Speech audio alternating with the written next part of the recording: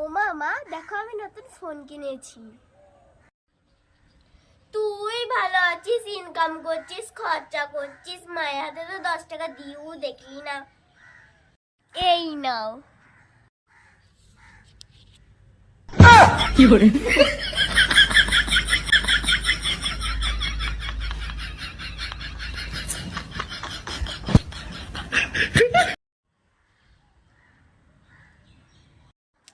ও মামা, দেখো আমি নতুন ফোন কিনেছি।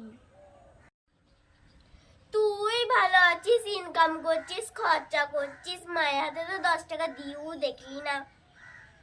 এই নাও।